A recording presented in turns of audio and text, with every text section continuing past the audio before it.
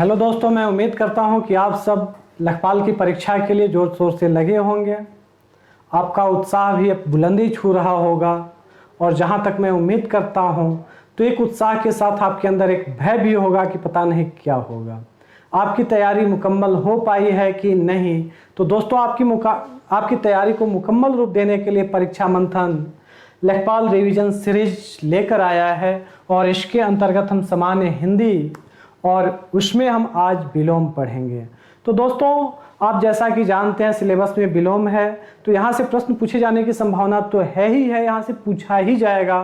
तो दोस्तों, आज का यह टॉपिक आपकी परीक्षा की दृष्टि से महत्वपूर्ण रहने वाला है। और साथ ही आप अन्य अगर परीक्षाएं देते हैं, कोई भी जैसे पेट हो गया या पीटी हो गया, अगर कहें टेट हो गया या सुपर टेट वगैरह हो गया, जैसे आरओ हो गया, तो वहाँ भी इससे प्रश्न पूछे जाते हैं। तो दोस्तों, यह टॉपिक आपके लिए इस दृष्टि से भी महत्वपूर्ण है। तो एक पंथ द्वे काज समझिए और हम सीधे आते हैं विलोम शब्द पर और हम देखते हैं कि आखिर विलोम शब्द है क्या। तो और इसकी बात करें दोस्तों, तो हम सभी जानते हैं कि हमारा जो जीवन है इसमें विपरीत परिस्थितियां आती जाती हैं। कोई भी व्यक्ति है तो कभी सुख महसूस करता है तो कभी दुख महसूस करता है। दोस्तों, अगर हम अपने घर में ही बात करें तो हम जिनसे जन्म लिए हैं उसमें भी विपरीत संबंध है, माता और पिता। हम देखते हैं कि हमारे अगर हम हैं तो हमारी बहन हो सकती हैं, तो इस तरह से भाई और बहन का संबंध। हम आगे देखें तो पुत्र और पुत्री का संबंध, सुख और दुख का संबंध, दिन और रात का संबंध। और इन संबंधों में हम देखते हैं कि एक संतुलन के साथ साथ, ध्यान दीजिएगा, एक सामंजस्य के साथ साथ एक ऐसा अलगाव है कि ये दोनों विपरीत हमें दिखाई देते हैं, लेकिन ये साथ साथ चलते हैं। दिन है तो रात होगा, माता है तो पिता होंगे ही होंगे, सुख है तो दुख भी होगा, दुख है तो सुख भी होगा।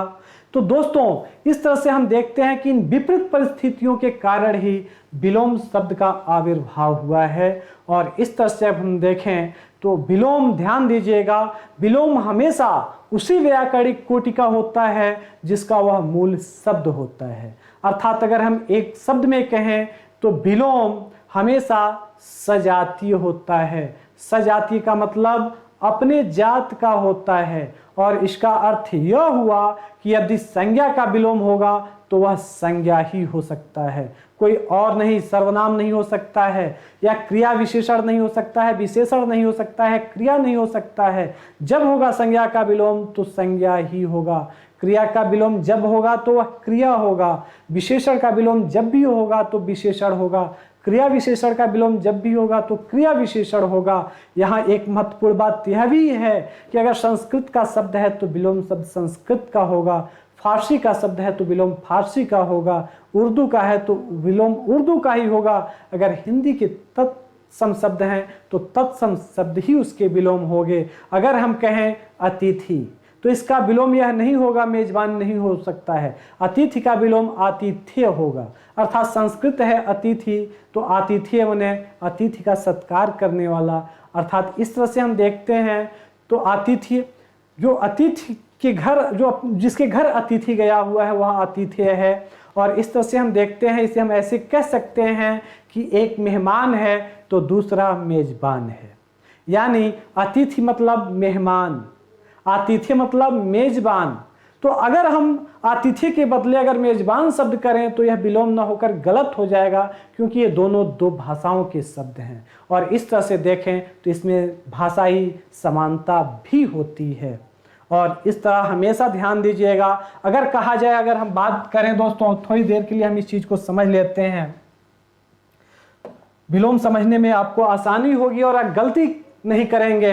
अगर कहा जाए श्वेत तो इसका हमेशा जो विलोम होगा वह श्याम होगा। अगर कहा जाए श्वेत का अर्थ सफेद होता है और श्याम का अर्थ काला होता है, तो दोस्तों हम ये नहीं कह सकते कि सफेद का विलोम श्याम होगा, यह गलत हो जाएगा। या हम कहें श्वेत का विलोम काला होगा तो यह गलत हो जाएगा, क्योंकि ये सब भेद में अंतर है। यहाँ देख रहे हैं, यह श्याम और यह श्वेत एक साथ हैं और एक भाषा के हैं। यहाँ सफेद और काला एक भाषा के हैं। यही कारण है कि अगर ध्यान दीजिएगा, जब भी ऐसे क्वेश्चन पूछे जाते हैं और भ्रम की स्थिति रहती है, श्वेत है तो श्याम होगा, काला होगा, तमाम बच्चे कंफ्यूज हो जाते हैं, यार श्याम लगाएं कि काला लगाएं, श्वेत दिया हुआ है।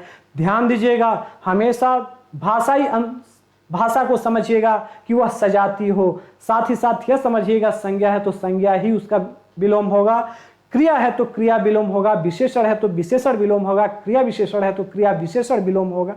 और अगर इस समझ के साथ अगर विलोम शब्द अगर आप पढ़ते हैं तो गलती करने की कम संभावना होगी। दोस्तों, यह क्लास आपके लिए इसलिए भी महत्वपूर्ण है कि मैं आपको वह चीज बता रहा हूं। सबसे पहले कोई भी क्लास मेरी उठाकर देखिए, सबसे पहले आप देखेंगे मैं उसके मूलभूत चीजों के बारे में बताता हूं, मूलभूत तथ्यों के बारे में बताता हूं, ताकि आपकी गलतियां कम से कम आप कर सकें और आप अच्छे से अच्छा अंक ला सकें। तो दोस्तों, श्वेत का हमेशा श्याम होगा, सफेद का हमेशा काला होगा। अगर हम बात करें तो अग्रज का हमेशा अनुज होगा। अग्रज का क्या होगा? अनुज होगा। अगर हम बात करें वरिष्ठ का तो वरिष्ठ का कनिष्ठ होगा। अब ऐसा नहीं है कि वरिष्ठ है तो इसका अनुज हो जाए, अग्रज है तो कनिष्ठ हो जाए, जी नहीं। अनुज का हमेशा अग्रज का हमेशा अनुज या अनुज का हमेशा अग्रज होगा, वरिष्ठ का हमेशा कनिष्ठ होगा, श्वेत का श्याम होगा, तो दोस्तों सफेद का काला होगा। अगर जीवन है तो मरण होगा, जन्म है तो मृत्यु होगा। ऐसा नहीं है कि जन्म है तो मरण हम विलोम लगा दें, गलत हो जाएगा। जन्म है तो मृत्यु होगा, जीवन है तो मरण होगा, इसका विलोम। अगर सीधा अगर विलोम अगर दिया जाए दोस्तों, अगर दिया जाए कि सीधा का विलोम क्या होगा, तो सीधा का विलोम औधा होता है। जबकि आप जानते हैं संस्कृत में ऋजु का जो अर्थ होता है वह सीधा ही होता है, लेकिन ऋजु का अर्थ जो होता है वह वक्र होता है, औधा नहीं होगा, औधा गलत हो जाएगा। और इस तरह से सीधा का औधा विलोम होगा, जबकि ऋजु का वक्र विलोम होगा। अगर हम देव का विलोम पूछे तो वह दैत्य होगा, लेकिन मानव का विलोम वही पूछा जाए तो वह दानव हो जाता है, जबकि दैत्य और दानव एक दूसरे के पर्यायवाची शब्द हैं। तो यहां महत्वपूर्ण हो जाता है कि हम विलोम कैसे देख रहे हैं, यानी इन्हें सजाती होना चाहिए।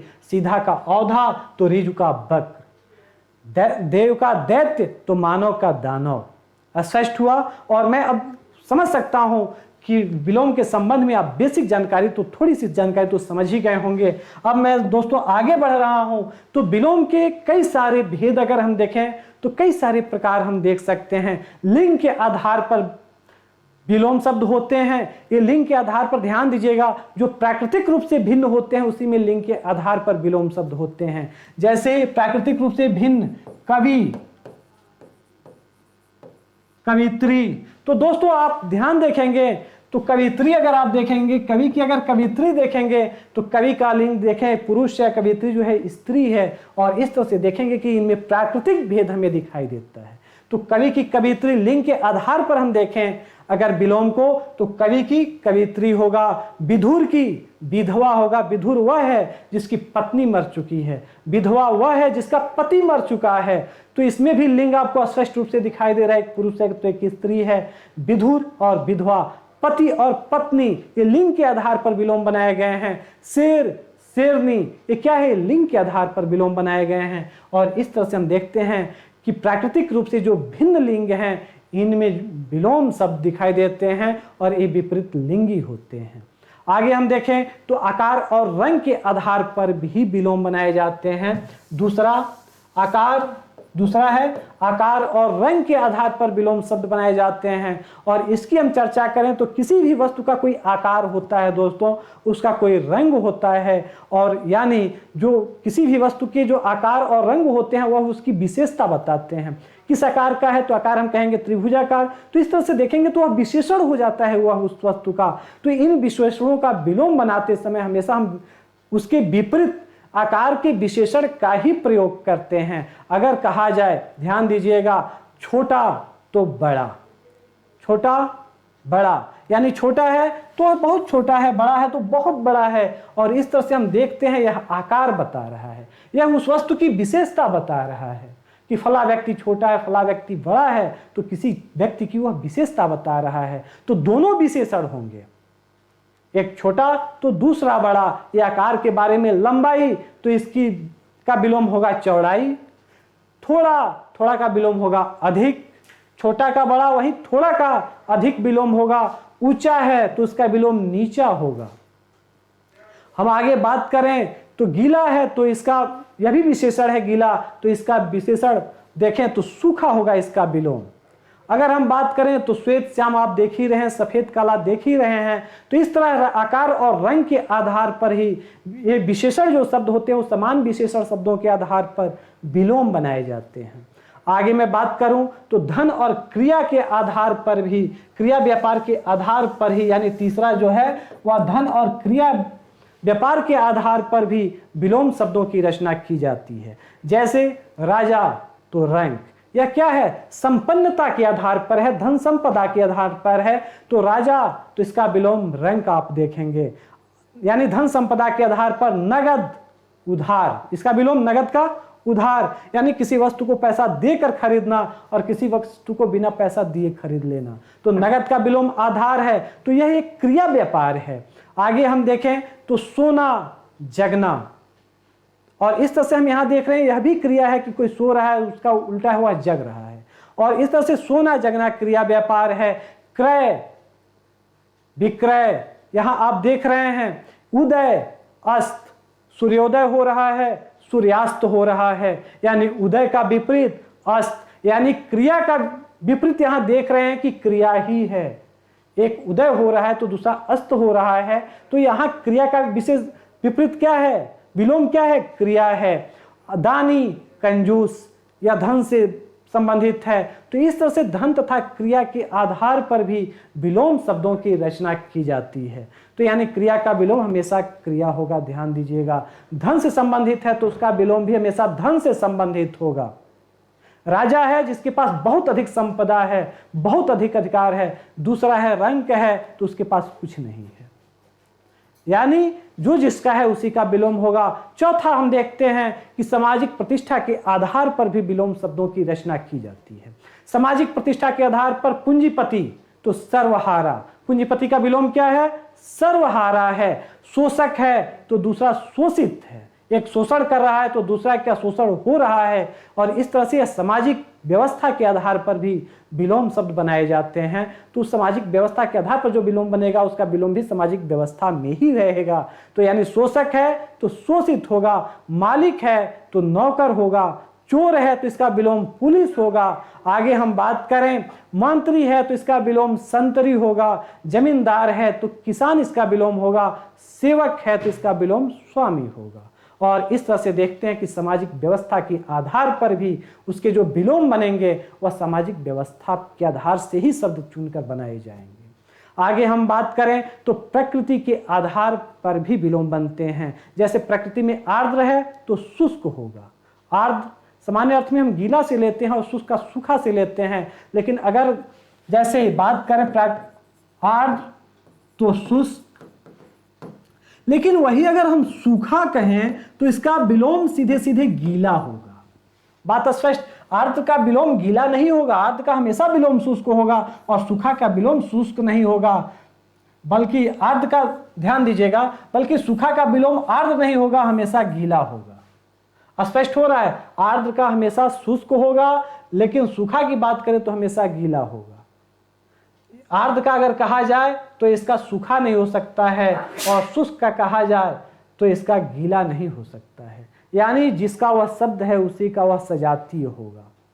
यह प्रकृति के आधार पर है। आगे हम कहें घर बेघर, एक के पास घर है दूसरे के पास घर नहीं है, तो यह क्या है, समान शब्द हैं, सजातीय शब्द हैं। और इस तरह से ये विलोम है, घर का बेघर। जंगली का सभ्य विलोम होता है, वैसे ही कोमल का विलोम कठोर हो जाएगा। तो दोस्तों इस तरह से हम देख रहे हैं कि यह विलोम शब्द बनाने के पहला लिंग के आधार पर, दूसरा आकार और रंग के आधार पर, तीसरा संपदा और क्रिया व्यापार के आधार पर, चौथा सामाजिक प्रतिष्ठा के आधार पर, पांचवा प्रकृति के आधार पर, और छठवां जब हम विलोम बनाते हैं तो वह रचना के आधार पर बनाते हैं। जब हम रचना के आधार पर दोस्तों जब हम विलोम शब्द बनाते हैं तो दो शब्द रचना के आधार पर हमें दिखाई देते हैं, एक उपसर्ग और दूसरा है प्रत्यय। उपसर्ग वह है जो किसी शब्द के पहले लगे, प्रत्यय वह है जो किसी शब्द के बाद लगकर उसके अर्थ में परिवर्तन कर दे। तो दोस्तों उपसर्ग के आधार पर और प्रत्यय के आधार पर, रचना के आधार पर भी विलोम शब्द बनाए जाते हैं। अब आप सोच रहे होंगे कि ये विलोम कैसे बनते होंगे। तो दोस्तों, उपसर्ग में अगर हम अ शब्द को ले लें तो अ शब्द आप जानते हैं उपसर्ग है। उपसर्ग में जब हम अ शब्द को लेते हैं तो अगर हम कहें मंगल, तो मंगल को अगर विलोम बनाना हो तो अ उपसर्ग लगाकर अमंगल हम कर देते हैं, और इस तरह से मंगल का विलोम अमंगल हो जाता है। अब हम बात करें सफल, तो अ उसमें उपसर्ग लगाकर हम उसको असफल कर देते हैं, और इस तरह से देखते हैं दोस्तों, उपसर्ग लगाकर भी विलोम यहाँ बन रहे हैं। मंगल का अमंगल, सफल का असफल। तो इस तरह से हम देख रहे हैं कि अ शब्द जो उपसर्ग है और जो अक्षर है उपसर्ग का काम कर रहा है, और यह सीधे सीधे किसी शब्द को विलोम बनाने की क्षमता रख रहा है। आगे हम देखें तो अप उपसर्ग आता है, अप उपसर्ग। तो दोस्तों, अप उपसर्ग की बात करें तो उपचार, अपचार। जैसे अगर कोई सब पूछे उपचार तो इसका होता है अपचार। स्पष्ट हुआ? उपकार, अपकार, उपकार, अपकार। यहां देख रहे हैं उप, यहां भी ध्यान दीजिएगा दोस्तों, यहां भी उप है, यहां अप है, यहां उप है, और यहां भी अप लगा हुआ है। ध्यान दीजिएगा, उप को अगर विपरीत अगर बनाना है, विलोम बनाना है, तो उप की जगह पर हम अप लगा देते हैं तो वह शब्द विलोम हो जाता है। जैसे उपचार का विलोम अप लगा करके अपचार हो जाता है, उपकार में विलोम लगाकर अपकार हो जाता है, इसका विलोम शब्द अप लगाकर अपकार बना देते हैं।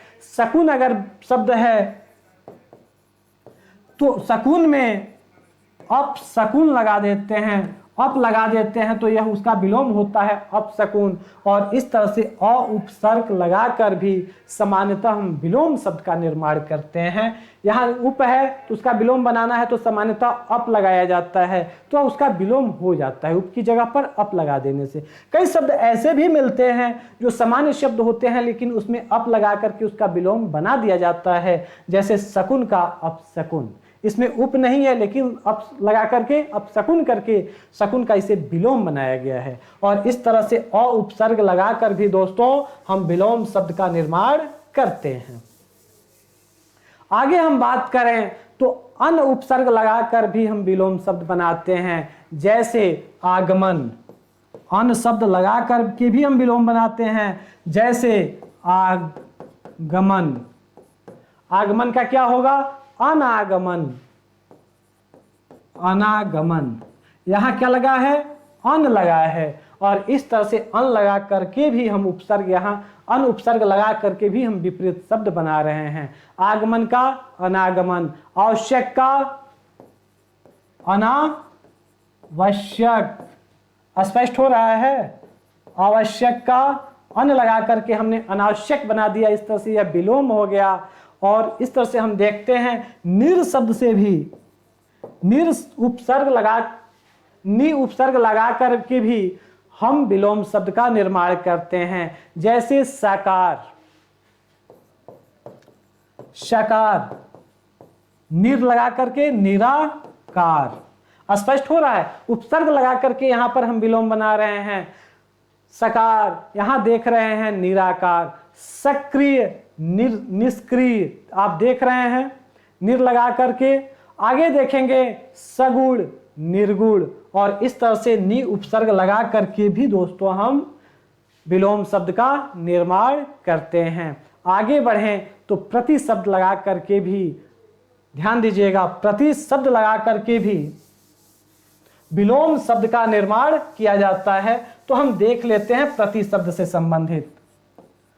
प्रति उपसर्ग लगा करके भी विलोम शब्द का निर्माण किया जाता है। तो हम प्रति की अगर बात करें तो अनुलोम, प्रतिलोम, अनुकूल, प्रतिकूल, अनुकूल, प्रतिकूल।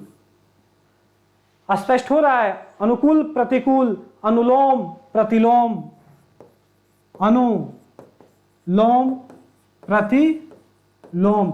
यहां हम देख रहे हैं कि प्रति उपसर्ग लगा करके हम विलोम शब्द बना रहे हैं। घात, प्रतिघात, घात, प्रतिघात। सामान्यतः दोस्तों देख रहे हैं जहां अनु आया है वहां प्रति उपसर्ग लगाया गया। अनु उपसर्ग के विपरीत, उसे विपरीत शब्द बनाने के लिए, विलोम शब्द बनाने के लिए प्रति उपसर्ग का प्रयोग किया गया है। लेकिन कई सारे शब्द सामान्यतः ऐसे होते हैं जिसमें सामने कोई उपसर्ग नहीं रहता है, लेकिन प्रति लगा करके भी हम उसका विलोम बनाते हैं। जैसे घात, प्रतिघात।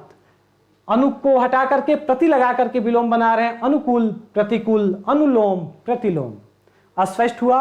आगे हम बात करें तो प्रत्यय के द्वारा भी समान, ध्यान दीजिएगा, क शब्द, अगर व्यंजन की हम बात करें तो कु शब्द और सु शब्द के द्वारा भी हम विलोम शब्द का निर्माण करते हैं। जैसे अगर कहा जाए तो अगर कु लगा है तो सामान्यतः सामने सु होना चाहिए। ध्यान दीजिए, अगर कोई कहे पुत्र, सामने लिखा हो कुपुत्र, तो इसका विपरीत होगा सुपुत्र। कुपुत्र का विपरीत क्या होगा? सुपुत्र। यहां कु लगा है तो यहां सु लगा है। तो इस तरह से कु की जगह पर सु लगाकर, या जहां सु अगर पूछा गया तो कु लगाकर सामान्यतः हम विलोम शब्द बनाते हैं। सुपुत्र, कुपुत्र। स्पष्ट हो रहा है। सुपात्र, कुपात्र, सुमार्ग, कुमार्ग। और इस तरह से हम देख रहे हैं सु को हटा करके कु लगा देने पर, या कु को हटाकर सु लगा देने पर विपरीत संबंध स्थापित हो जाते हैं, यानी विलोम शब्दों का निर्माण होता है। हम प्रत्यय की अगर बात करें दोस्तों, उपसर्ग के बारे में आपने देखा कि उपसर्ग हम कैसे बना रहे हैं। शब्द के पहले लगाकर प्रत्यय के संबंध में हम देख लेते हैं। जैसे ई प्रत्यय, या शब्द के लास्ट में लगा करके अर्थ में परिवर्तन कर देते हैं, शब्द के अंत में लगते हैं। तो ई को हम देखें तो दोस्तों यहां शेर, ई प्रत्यय लगाकर क्या बना है? शेरनी। ई लग गया है। पति, पत्नी, ई प्रत्यय लगाकर बनाया गया है। वैसे ही हम देखें तो पुत्र, पुत्री, बेटा, बेटी, लड़का, लड़की, ई शब्द लगा करके अगर हम देखें, लड़का, लड़की, पुत्र, पुत्री। अब हम देख रहे हैं कि ई प्रत्यय लगा करके भी विलोम शब्द बनाया गया है। स्पष्ट हो रहा है। इसके साथ साथ अनि प्रत्यय लगा करके भी विलोम बनाया जाता है। अनि, जैसे नौकर, तो नौक रानी, यानी अनि शब्द यहां प्रत्यय लगा है। नौकर में अनि लगा करके, ध्यान दीजिएगा, यह विलोम शब्द बनाया गया है। नौकर, नौकरानी। सेठ, सेठ में अनि लगाया गया है, यानी सेठानी। जेठ, अनि लगा करके जेठानी। और इस तरह से अनि प्रत्यय लगा करके भी विलोम शब्द का निर्माण किया जाता है। तो हमने देखा दोस्तों, लिंग के आधार पर विलोम शब्द, आकार एवं रंग के आधार पर विलोम शब्द, धन यानी संपदा और क्रिया व्यापार के आधार पर विलोम शब्द, सामाजिक व्यवस्था के आधार पर विलोम शब्द, प्रकृति के आधार पर विलोम शब्द और रचना के आधार पर विलोम शब्द, जिसमें उपसर्ग और प्रत्यय लगाकर विलोम शब्द बनाए गए हैं। इसके बाद हम बात करें दोस्तों, तो बहुत सारे विलोम शब्द ऐसे होते हैं जिसमें कोई समानता ही नहीं होती है। अगर हम बात करें तो वह समानता नहीं, समानता रहती है, सजातीय होते हैं, लेकिन ये दोनों शब्द बिल्कुल भिन्न भिन्न होते हैं। जैसे यदि हम, ध्यान दीजिएगा, अमृत को सीधे हम 20 लिखेंगे, अमृत को अनामृत नहीं लिख सकते हैं, सीधे 20 लिखेंगे। 20 शब्द में और अमृत शब्द में देखिए कितना फर्क है। दोनों शब्द भिन्न हमें दिखाई दे रहे हैं, लेकिन दोनों में समानता है कि अमृत जहां हमें जीवन देता है, 20 वहीं पर हमें मृत्यु देता है। और इस तरह से हम देख रहे हैं, वही हमें मरण के द्वार पर पहुंचा देता है, अमृत जीवन देता है, 20 हमें मरण तक पहुंचा देता है। तो इस तरह से यह जीवन और यह मरण का संबंध रखता है, और यही कारण है कि अमृत और 20 एक दूसरे के विपरीत है, क्योंकि जीवन और मरण एक दूसरे के विपरीत हैं और इनसे अमृत का और मरण से 20 का संबंध है। यही कारण है कि दोनों अलग होकर भी ये सजातीय हैं और एक दूसरे के विपरीत हैं। बात स्पष्ट हुई। अब कुछ होते हैं शून्य विलोम, शायद आपने शब्द न सुना हो, लेकिन ध्यान दीजिए अगला जो होता है वह शून्य विलोम होता है। तो शून्य विलोम किसे हम कहते हैं? शून्य विलोम का मतलब हुआ जिसका कोई विलोम शब्द ही न हो। अगर हम कहें कि कागज, कागज का कोई विलोम नहीं है। हम पेन कहेंगे तो पेन विलोम नहीं होगा कागज का। स्पष्ट हुआ? तो इस तरह से लिखना का मिटाना हो सकता है, लेकिन कागज का विलोम कागज है। कमल हम कहें तो कमल फूल है, उसका विलोम नहीं है। तो दोस्तों बाजार कहें तो बाजार का विलोम हम गांव नहीं कह सकते हैं। और इस तरह से ये जो शब्द हैं शून्य विलोम कहे जाते हैं, जिनका सामान्यतः कोई विलोम नहीं होता है, और उन्हें हम शून्य विलोम के नाम से जानते हैं। तो दोस्तों मैं उम्मीद करता हूं कि यह एपिसोड आपको पसंद आ रहा होगा। आप अनवरत इसे देख रहे होंगे। यदि आपको यह एपिसोड अगर पसंद आ रहा हो, आपके लिए लग रहा हो कि यह वीडियो आपके लिए उपयोगी है, तो आप हमारे चैनल को लाइक कीजिए, सब्सक्राइब कीजिए तथा अपने दोस्तों के बीच शेयर कीजिए, ताकि आपके साथ साथ वो भी लाभान्वित हो सकें। आप बढ़ेंगे तो हम बढ़ेंगे दोस्तों। इसी के साथ हम सीधे आते हैं कुछ विलोम शब्दों पर जो परीक्षा की दृष्टि से बेहद महत्वपूर्ण है। हम देखते हैं कि शत्रु का विलोम शत्रु का मित्र होता है। यहां देख रहे हैं रात का विलोम दिन होता है। अमृत का विष, प्रकाश का विलोम अंधकार होता है। प्रकाश वहां है जहां चारों तरफ उजाला हो, और यहां देख रहे हैं कि यहां अंधकार है जहां पूरी तरह अंधेरा हो, कुछ ना दिख रहा हो। प्रकाश में सब कुछ दिखे, अंधकार हुआ है जहां कुछ ना दिखे। और इस तरह से प्रकाश का विलोम हम देख रहे हैं कि अंधकार है। तम का विलोम उजाला है। दोस्तों यहां थोड़ा सा शब्द भेद है, तो आप यहां यह देख सकते हैं उजाला। यहां सामने ध्यान दीजिएगा उजाला, तम है तो उजाला है। ध्यान दीजिएगा तम का प्रकाश, अंधकार का उजाला। तो दोस्तों यह ध्यान दीजिएगा प्रकाश का क्या होगा? तम, अंधकार का उजाला। यहां पे अंतर आ गया है। तो प्रकाश का तम, अंधकार का उजाला, इच्छा का अनिच्छा, अल्पायु का दीर्घायु, अनुराग का विराग होता है। अनुराग का मतलब होता है किसी से प्रेम संबंध, किसी के साथ घनिष्ठ संबंध। विराग का मतलब होता है किसी से कोई मतलब ही न हो। तो दोस्तों अनुराग का विलोम विराग होता है। उत्कर्ष का विलोम अपकर्ष होता है। उत्कर्ष यानी बहुत ऊंचाई तक आप जा सकें, अपकर्ष यानी बहुत नीचे आपका सामाजिक स्तर बहुत नीचे गिरा हो। उत्कर्ष आपका सामाजिक स्तर बहुत ऊंचा हो तो उत्कर्ष कहेंगे। आपका बहुत नीचे सामाजिक स्तर गिर जाए तो उसे अपकर्ष कहेंगे। आदि का अंत, जैसे कहते हैं आदि अंत, तो आदि यानी का सामान्य अर्थ होता है प्रारंभ, यानी जहां से शुरुआत हुई। अंत का मतलब होता है बिल्कुल जहां खत्म हो जाए। तो दोस्तों आदि का अंत। देखें आगामी का गत, लोग कहते हैं गत दिनों। गत दिनों मतलब पिछले दिनों। आगामी यानी आने वाले दिनों। अगर यहां कहा जाए तो आगे का पीछे होगा, तो आगामी का गत होगा। ध्यान दीजिएगा। उत्थान का पतन, किसी व्यक्ति का उत्थान हो रहा है, ऊपर उठ रहा है। पतन हुआ कि वह व्यक्ति नीचे की तरफ गिर रहा है, पतित हो रहा है। तो उत्थान का पतन। आगे आग्रह का दुराग्रह। आग्रह का विलोम आप देख रहे हैं दुराग्रह। आग्रह का मतलब किसी व्यक्ति से कुछ मांगने के लिए अनुनय विनय करना। दुराग्रह किसी व्यक्ति को दुत्कार देना, अपने पास से हटा देना। तो दोस्तों आग्रह का विपरीत है, विलोम है दुराग्रह। एकता का अनेकता। अनुज का अग्रज, अगर यही वरिष्ठ आ जाए तो उसका क्या होगा? कनिष्ठ हो जाएगा। बड़ा आ जाए तो छोटा हो जाएगा। तो दोस्तों दीर्घ आ जाए तो इसका विलोम लघु हो जाता है। तो यहां अनुज का क्या होगा? अग्रज होगा। आकर्षण का विकर्षण होगा। आकर्षण यानी किसी से बंध जाना, और विकर्षण का मतलब होता है किसी से छुटकारा पा लेना, कोई मतलब नहीं रखना। और इस तरह से आकर्षण का विपरीत हुआ विकर्षण। उद्यमी का आलसी। उद्यमी का मतलब जो बहुत कार्यशील हो किसी कार्य को करने में। आलसी का मतलब कोई कुछ करना ही न चाहे। तो उद्यमी का आलसी। अधिक का न्यून। अधिक का विपरीत न्यून।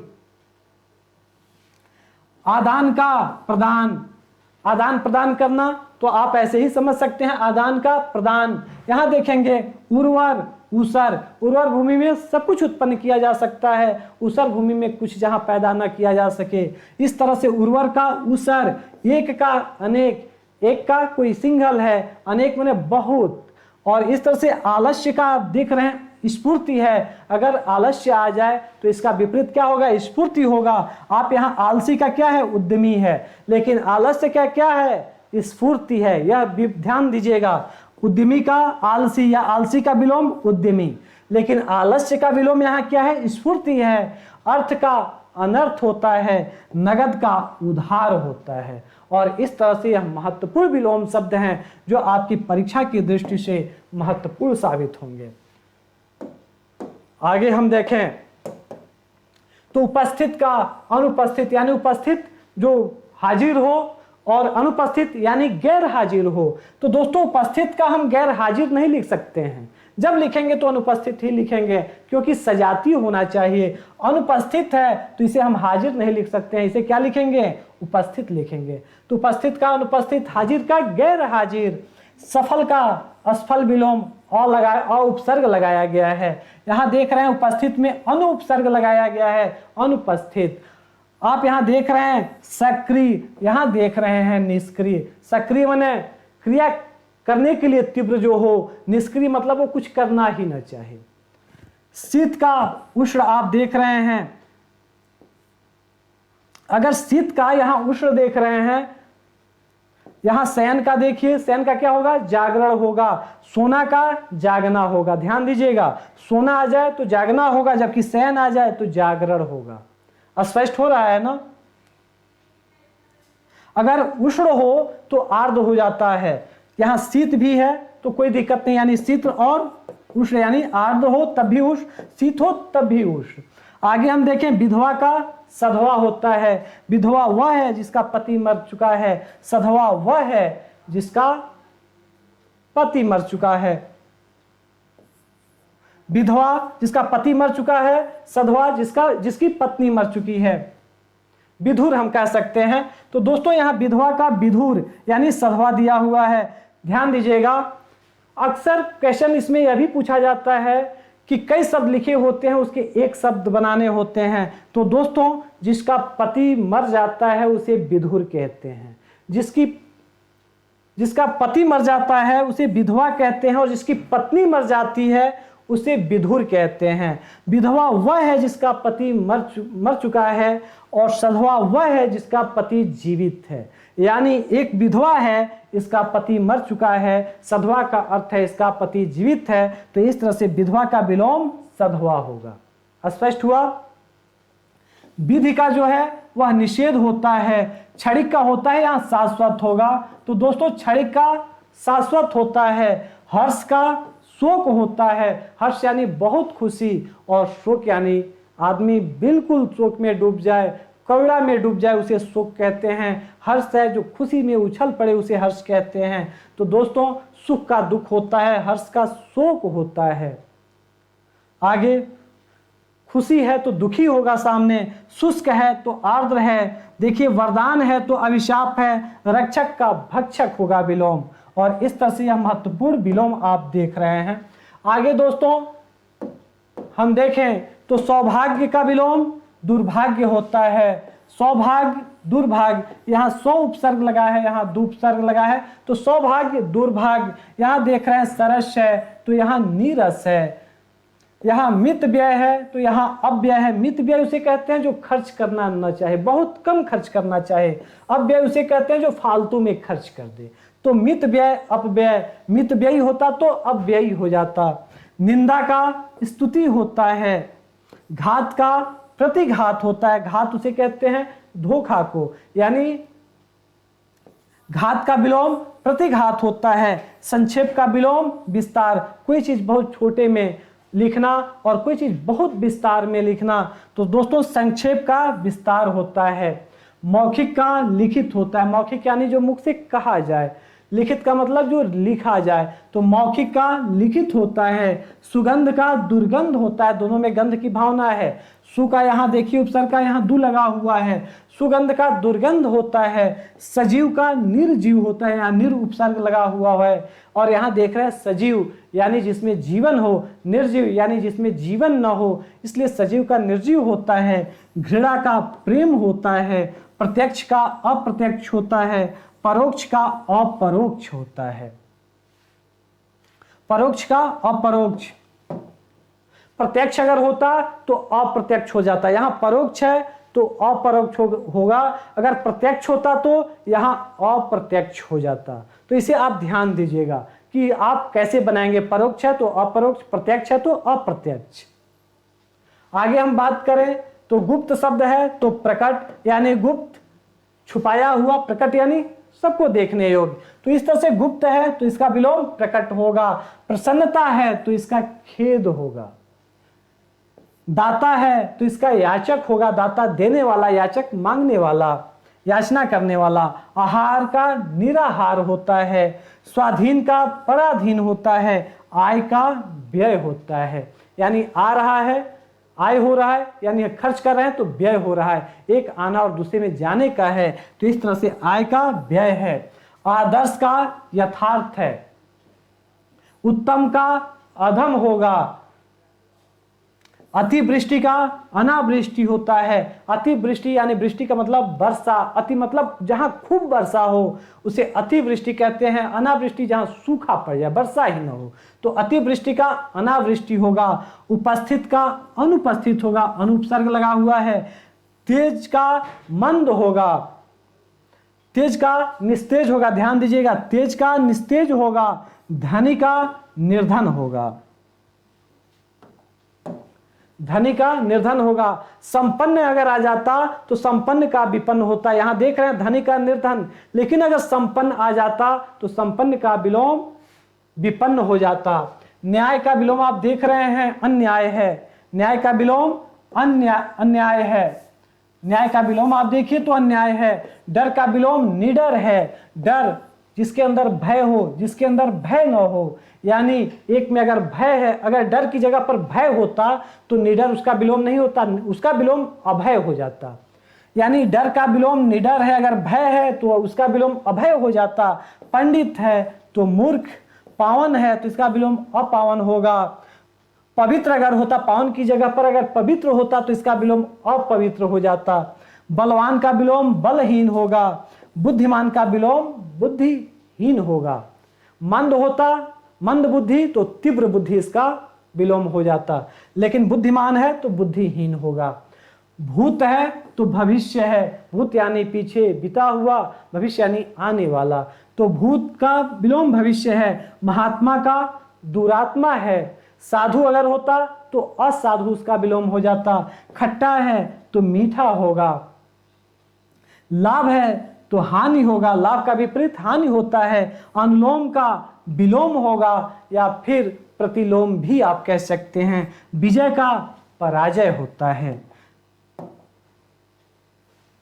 अगर हम देखें दानी का विलोम होता है कंजूस, कृपाण।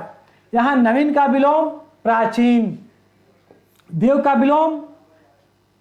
का विलोम दोस्तों यहां दानव है, यह दैत्य होगा। देव का दैत्य होगा। मानव का दानव होगा। जल का विलोम अग्नि होगा। आकाश का विलोम पाताल होगा। आकाश आप देख रहे हैं पृथ्वी के ऊपर है, पाताल कहाँ है? पृथ्वी के अंदर है। नैतिक का अनैतिक होगा। आप देखिए निर्माण का विनाश। कोई निर्माण किया जा रहा है, कोई नया चीज बनाया जा रहा है और एक तरफ क्या हो रहा है? विनाश हो रहा है, नष्ट हो रहा है। तो अगर देखिए निर्माण का विनाश, कच्चा का पक्का, जो कच्चा है एक पक्का है, यानी समान है, सजाती हैं, आप ध्यान दीजिएगा। भगवान का आप देख रहे हैं, भगवान का हैवान या फिर राक्षस। यहां बहुत का थोड़ा, अधिक होता तो कम, यहां ज्यादा का कम या अधिक का कम। परोपकारी का विनाशकारी। आगे हम देखें तो लौकिक का विलोम क्या होता है? तो अलौकिक होता है। लौकिक अलौकिक, यानी लौकिक का मतलब इस लोक से संबंधित, अलौकिक का मतलब इस लोक से परे। लौकिक अलौकिक। लघु लघु का विलोम गुरु होगा, मानव का दानव होगा, सोना का जागना होगा, सामान्य का विशेष होगा, पुरस्कार का तिरस्कार होगा। सम्मान का निरादर वही हो जाता है, सम्मान का अपमान है, आदर का निरादर हो जाता है। सम्मान का अपमान विलोम होता है, जबकि वही आदर का विलोम निरादर होता है। यहाँ निर उपसर्ग लगाया गया है, सम्मान में के विपरीत बनाने के लिए अ उपसर्ग लगाया गया है। अपमान, सम्मान, आदर, निरादर। हिंसा का विलोम अहिंसा होता है। चल का विलोम क्या होगा? अ लगा करके अचल बनाया गया है। चर का विलोम अचर होता है। सरल का विलोम कुटिल होता है। सीधा का विलोम औधा होता है। ऋजु का विलोम, ऋजु का अर्थ भी सीधा होता है, लेकिन ऋज का विलोम वक्र हो जाता है। तो सरल का विलोम क्या होगा? कुटिल होगा। आगे हम बात करें, सनाथ का विलोम आप देख रहे हैं, अनाथ है। राग का द्वेष है। मित्रता का शत्रुता है। जीवन का मरण होगा। जन्म का मृत्यु होता है, ध्यान दीजिएगा। जीवन का विलोम मरण, जन्म अगर होता तो जन्म का विलोम मृत्यु होता है। ज्ञान का अज्ञान, ज्ञानी का अज्ञानी। आगे देखिए, यहां ई प्रत्यय लगाया गया है, ध्यान दीजिएगा। ज्ञानी का अज्ञानी। चालाक का बुद्धू। आधार का निराधार, आधार जिसका कोई आधार हो, निराधार जिसका कोई आधार न हो। आस्था का अनास्था। कपट का निष्कपट। वीर का कायर। अंधकार का प्रकाश। आगे हम देखें तो अनुकूल का प्रतिकूल, अनुकूल का प्रतिकूल। सक्षम का असक्षम, सक्षम असक्षम। अवर प्रवर, अवर अभियंता, प्रवर अभियंता, आप सब ये सुने होंगे। तो अवर का प्रवर होगा, वरिष्ठ का कनिष्ठ होगा, अनभिज्ञ का भिज्ञ होगा, पूरा का अधूरा होगा। कोई काम पूरा हो रहा है तो अधूरा होगा। अगर यही पूर्ण होता तो यहां पर अपूर्ण हो जाता, अपूर्ण हो जाता। अवनति का उन्नति होगा, अगला का पिछला होगा, आज का कल होगा, अपेक्षा का उपेक्षा होगा। अपेक्षा करना यानी किसी से किसी चीज की उम्मीद करना, और उपेक्षा का मतलब उससे कोई मतलब ही ना, कोई उम्मीद ही ना रखना। तो दोस्तों, हम किसी से उम्मीद रह रहे हैं और सामने वाला कोई मतलब ही नहीं रख रहा है, हमें उपेक्षित कर रहा है कि चलो इससे क्या मतलब है, फालतू है, तो वही उपेक्षा कहलाएगा। जैसे आपने कहा कि आप मुझे अपनी कलम दे दीजिए और हम उसे अनसुना कर रहे हैं, सुन ही नहीं रहे हैं, यानी हम आपको क्या कर रहे हैं, इग्नोर कर रहे हैं। यह उपेक्षा है। अपेक्षा का उपेक्षा। दोष का निर्दोष। अमावस्या का पूर्णिमा। अस्त का उदय। आगे हम देखें तो धर्म का अधर्म होता है। अति का अल्प होता है। बहुत का थोड़ा हो जाता। औनी का अंबर होता है। औनी यानी आप समझ ही रहे, पृथ्वी, अंबर, आकाश। अनुरक्त का विरक्त होगा। अनिवार्य का वैकल्पिक होगा। अनिवार्य यानी यह करना है तो करना है। वैकल्पिक का मतलब आपकी मर्जी पर छोड़ दिया गया, मन करे तो करिए, न मन करे मत करिए। अनिवार्य का वैकल्पिक होता है। वरदान का अभिशाप होता है। मूल्यवान का अमूल्यवान या फिर मूल्यहीन होता है। अधोमुखी का ऊर्ध्वमुखी होता है। आकलन का विकलन होता है। आना का जाना होता है। आधार का विकर्ण होता है। यह आधार, ध्यान दीजिएगा, यह त्रिभुज अगर बनता है तो त्रिभुज में यह आधार होता है। यह जो होता है लंब होता है, यह जो होता है विकर्ण होता है। तो दोस्तों, आधार का विकर्ण। आंतरिक का बाह्य। आंतरिक यानी अंदर, बाह्य यानी बाहर। अंदर का क्या होता, बाहर हो जाता। आंतरिक का क्या होगा, बाह्य होगा। हम देख रहे हैं आकार का निराकार होगा। आगमन का प्रस्थान होगा। साध्य का असाध्य हो जाता है। लोक का परलोक हो जाता है। उपमेय का अनुपमेय हो, उपमेय आप देखिए, उपमेय का अनुमेय हो जाता है और उपयोग का दुरुपयोग हो जाता है। और इस तरह से महत्वपूर्ण पर्यायवाची शब्द रहे जो परीक्षा की दृष्टि से आपके लिए लाभकारी सिद्ध होंगे। अब इसे संबंधित हम प्रश्नों को देखते हैं दोस्तों। तो देखिए, इनमें से कौन सा विलोम युग्म सही नहीं है।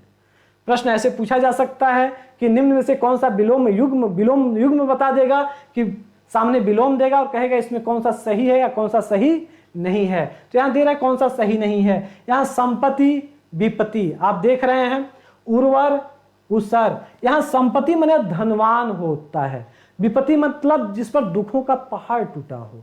तो यहाँ हम देख रहे हैं संपत्ति विपत्ति माने दुख, और यहाँ देख रहे हैं एक धनवान है और एक दुख है। तो दोस्तों यह एक धन और दुख ये एक दूसरे के विपरीत नहीं है, और इसीलिए दोस्तों ऑप्शन ए सही है। अब हम बी को देख लेते हैं, उर्वर उसर। उर्वर माने जो बहुत उपजाऊ हो, उसर मतलब जो अनुपजाऊ हो। उपजाऊ का विलोम अनुपजाऊ होता है। उसर मतलब जहां सब कुछ पैदा हो, उर्वर मतलब जहां सब कुछ पैदा हो यानी उपजाऊ। उसर का मतलब अनुपजाऊ जहां कुछ पैदा ना हो। इष्ट का अनिष्ट सही है, अचल का अविचल यह भी विलोम सही है। तो संपत्ति का विपत्ति जो विलोम शब्द है यह सही नहीं है, और इस तरह से ऑप्शन ए सही है कि निम्न में से कौन सा विलोम युग्म सही नहीं है। तो संपत्ति विपत्ति जो है यह जो विलोम शब्द है आपस में सही नहीं है। एक का संबंध धन से है तो दूसरे का संबंध दुख से है। दोस्तों मैंने बताया है पहले ही कि इनका समान संबंध होना चाहिए, सजाती होना चाहिए। अगर ये दुख है, विपत्ति में अगर दुख है तो इसका संबंध सुख से होना चाहिए। ये संपत्ति है यानी धन है तो यहाँ धनाभाव से इसका संबंध होना चाहिए। अगर ऐसा होता तब ये सही होते, और इस तरह से यह विजातीय हो जा रहे हैं। इसलिए ऑप्शन ए जो हमारा है यह सही होगा कि निम्न में से यह विलोम युग्म सही नहीं है। ऑप्शन ए हमारा यहां दिखाई दे रहा है। सत्कार का विलोम शब्द क्या होगा? अपमान। बहुत लोग सोच रहे होंगे सत्कार हो रहा है तो इसका अपमान होगा, तो जी नहीं, सत्कार का तिरस्कार होता है। सत्कार का विलोम क्या होता है? तिरस्कार होता है। और आगे हम देखें, आदर का अनादर होता है। आगे हम देखें सुनीति का विलोम बताएं। सुनीति का हम विलोम देखें तो सु शब्द है तो ध्यान दीजिएगा सीधे सीधे यहाँ कु शब्द आएगा, और आप देख रहे हैं कि यहाँ कु है तो सुनीति कुनीति यानी कुनीति सही है। अगर नीति होता तब अनीति सही होता, और उपसर्ग लगाकर नीति होता तो अनीति होता, लेकिन सुनीति है तो ऑप्शन बी सही है, कुनीति होगा।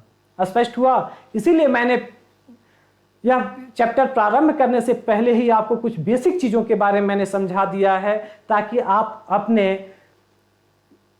ध्यान दीजिएगा कॉमन सेंस के आधार पर अपने प्रश्नों को हल कर लें और आपका उत्तर सही हो। सु है तो क्या होगा? कु होगा। केवल नीति होता तो अनीति इसका आंसर होता, लेकिन यहाँ ऑप्शन बी सही है, सुनीति का कुनीति। साकार का आप देखिए, एक है आकार, दूसरा है विकार, प्रकार, निराकार। साकार का निराकार होगा, ऑप्शन डी सही है। क्षणिक का विलोम शब्द है क्षणिक, क्षणिक का विलोम होगा शाश्वत, और इस तरह से ऑप्शन डी सही है। आगे हम बढ़े, शाश्वत शब्द का सही विलोम है तो पीछे ही आप पढ़े हैं कि क्षणिक, और इस तरह से यहाँ क्षणिक जो विलोम है यह सही है। आगे हम देखें अल्पज्ञ का विलोम है, अल्पज्ञ जो थोड़ा जानता हो, तो इसका विलोम होगा जो बहुत कुछ जानता हो यानी सर्वज्ञ, यानी ऑप्शन बी सही है। यहां देखिए निम्नलिखित में से सही विलोम शब्द युग्म कौन सा है? पाठ्य सुपाठ्य। तो दोस्तों सही विलोम शब्द पूछा जा रहा है, ध्यान दीजिएगा। पाठ्य सुपाठ्य, पाठ्य मतलब पढ़े जाने योग्य, सुपाठ्य मतलब और अच्छे से पढ़े जाने योग्य, नत मतलब झुका हुआ, औनत मने और झुका हुआ, यानी ये तो समान शब्द। यहाँ विलोम कहाँ दिखाई दे रहा है? शिष्ट विशिष्ट, यहाँ भी देख रहे हैं शिष्ट का मतलब सब, यहाँ विशिष्ट का मतलब और सभी, तो यानी शिष्ट और विशिष्ट यह भी विलोम नहीं है। संश्लिष्ट यानी जुड़ा हुआ या मिला हुआ, विश्लिष्ट यानी अलग किया हुआ, और इस तरह से ऑप्शन डी सही है। निम्नलिखित में सही विलोम शब्द युग्म कौन सा है? तो ऑप्शन डी सही है, संश्लिष्ट का विलोम विश्लिष्ट होगा। आगे हम देखें उपेक्षा का सही विलोम क्या होगा? तो उपेक्षा का अपेक्षा होगा, और इस तरह से ऑप्शन बी सही है। आगे हम देखें चुस्त शब्द का विलोम शब्द क्या होगा? तो ऑप्शन 4 दिए हुए हैं, आप बताइए। चुस्त शब्द का विलोम शब्द नहीं है तो चुस्त का मतलब आप जानते हैं फुर्तीला, यहाँ ढीला ढाला है ढीला। चुस्त का सुस्त, सामान्य रूप से अगर देखा जाए तो चुस्त का जो विलोम होगा वह सुस्त होगा, लेकिन यह परीक्षा में पूछा गया है इसीलिए मैंने इसे उठाया है। चुस्त का सामान्य रूप से विलोम क्या होगा? सुस्त होगा। लेकिन थोड़े बहुत अंतर से देखें तो ढीला भी होगा, चुस्त का विलोम ढीला होगा, चुस्त का लचर होगा। आशीष का मतलब होता है आशीर्वाद देना, तो इसलिए ऑप्शन डी सही है। चुस्त शब्द का यह विलोम नहीं है आशीष। सुमेल कीजिए, यहां हम देख रहे हैं कि सुमेलित करने के लिए भी दिया जा सकता है। तो दोस्तों इस तरह से भी क्वेश्चन आपके परीक्षा में बनाए जा सकते हैं। तो नैसर्गिक है तो इसका विलोम जो होगा वह कृत्रिम होगा। नैसर्गिक का विलोम कृत्रिम होगा। उन्मूलन का विलोम आप देखेंगे, उन्मूलन यानी किसी चीज से उखाड़ देना, और रोपण का अर्थ है रोपना। तो उन्मूलन का विलोम क्या होगा? रोपण होगा। अधोगाम का विरोध क्या होगा? यह अधोगामी है। अधोगामी का विरोध क्या होगा? ऊर्ध्वगामी होगा। अधोगामी जो नीचे की तरफ मुंह करके जा रहा है, ऊर्ध्वगामी जिसका मुख ऊपर की ओर हो, ऊपर जा रहा हो, तो अधोगामी का विलोम ऊर्ध्वगामी होगा। अर्वाचीन का मतलब प्राचीन होता है। अर्वाचीन जैसे तत्काल का, प्राचीन जैसे बहुत पीछे का, वर्षों पीछे का, और इस तरह से अर्वाचीन का विलोम प्राचीन है। तो दोस्तों हम देख रहे हैं नैसर्गिक का कृत्रिम से, उन्मूलन का रोपण से, अधोगामी का ऊर्ध्वगामी से, अर्वाचीन का प्राचीन से। तो दोस्तों यह सुमेलन है, और इस तरह से भी क्वेश्चन दिए जा सकते हैं ऑप्शन करके 1 2 3 कौन सही है कैसे। तो इस तरह से क्वेश्चन बनाए जा सकते हैं पेपर में आपके, तो यह ध्यान दीजिएगा। अगला है सुमेल कीजिए। यहाँ हम देख रहे हैं आर्द्र का क्या होगा? अगर आप सुमेलित करेंगे तो आर्द्र का दोस्तों शुष्क होगा। आप देखिए अगला क्या है? अतिथि का क्या होगा? तो आतिथ्य होगा। यानी अतिथि मतलब मेहमान, आतिथ्य मतलब मेजबान, और इस तरह से अतिथि का आतिथ्य होगा। अनभिज्ञ का क्या होगा? अभिज्ञ होगा, और विमुख का क्या होगा? उन्मुख होगा, और इस तरह से सुमेलन है। आगे दोस्तों हम बात करें तो देख रहे हैं निम्न में कौन सा सुमेलित नहीं है? तो गुण अवगुण यह सुमेलित है दोस्तों। देव और दानव यह सुमेलित है। सामान्य रूप से देखें देव दानव सुमेलित हैं।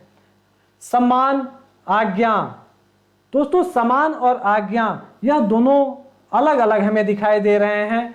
सम्मान और आज्ञा, सम्मान का अपमान होता लेकिन यहाँ आज्ञा है, तो दोस्तों यह सुमेलित नहीं है। तरल का ठोस होगा। दोस्तों यह भी क्वेश्चन पूछा गया है किसी परीक्षा में। गुण का अवगुण, देव का सामान्यतः दैत्य होता है, मानव का दानव होता है, लेकिन पेपर में ऐसे ही पूछा गया है देव का दानव। तो दोस्तों पेपर इसीलिए हमने उठा कर रखा है कि ऐसे पेपर सेटर ऐसे सेट कर सकते हैं। तो दोस्तों हम इसमें सबसे ध्यान दीजिएगा, कई बार होता है कि एक ही प्रश्न में कई सारे ऑप्शन संदिग्ध दिखाई देते हैं, थोड़े बहुत उनमें अंतर दिखाई देते हैं, लेकिन हमें हमेशा बेस्ट का, सबसे उत्तम का चयन करना होता है कि सबसे हमारा उत्तर जो हो हमारा सबसे उत्तम हो, सबसे बेस्ट हो, और क्वेश्चन के सबसे निकट हो। तो दोस्तों सम्मान का आज्ञा होगा, देव का दैत्य होता है, मानव का दानव होता है, तरल का तो ठोस होता ही है। लेकिन दोस्तों देव दानव और सम्मान आज्ञा में थोड़ा सा आप डिफरेंस कर लीजिएगा। देव दानव तो हो सकता है एक दूसरे के विपरीत, लेकिन सम्मान और आज्ञा नहीं हो सकता है। तो इसलिए हमारा ऑप्शन सी सही है। आगे हम देखें तो धृष्ट शब्द का विलोम नहीं है। धृष्ट का अर्थ होता है जो किसी की बात ही माने, उच्छृंखल हो, यानी विनम्र। तो दोस्तों इसका विलोम है। धृष्ट का विलोम विनम्र भी होता है, विनीत भी होता है। विनीत मतलब बहुत विनम्र स्वभाव का। तो ए और बी दोनों सही है, तो जी हाँ ऑप्शन सी सही है, ए और बी दोनों सही है। तृषा का मतलब होता है प्यास, किसी चीज की तीव्र इच्छा, और इस तरह से ऑप्शन डी धृष्ट से नहीं मिलता है। अतः ऑप्शन डी हमारा सही है कि यह धृष्ट का विलोम नहीं है। आगे हम देखें निम्न में कौन सा सुमेलित नहीं है? तो सार्थक निरर्थक यह सुमेलित है। धर्म और पुण्य, तो दोस्तों यह सुमेलित नहीं है। धर्म का अधर्म होना चाहिए, पुण्य का पाप होना चाहिए, तो यह सुमेलित नहीं है। जय का पराजय सुमेलित है, पतन का उन्नति भी सुमेलित है। तो ऑप्शन बी सही है कि यह सुमेलित नहीं है। और इस तरह से दोस्तों आज का जो हमारा यह लेखपाल के हिंदी के सामान्य हिंदी के अंतर्गत विलोम शब्द का यह जो एपिसोड था समाप्त हुआ। अगर आपको यह एपिसोड परीक्षोपयोगी अगर लगा हो तो आप हमारे चैनल को सब्सक्राइब करें, लाइक करें तथा अपने दोस्तों के बीच इसे शेयर करना न भूलें। और इसी के साथ दोस्तों फिर हम आपसे अगले एपिसोड में मिलेंगे। तब तक आप अपने उत्साह को बनाए रखिए और हमारे साथ जुड़े रखिए और मेहनत करिए। कुछ भी असंभव नहीं है, आप चाह देंगे तो सफलता आपके कदमों में होगी। इसी के साथ फिर हम अगले दिन मिलेंगे आपसे।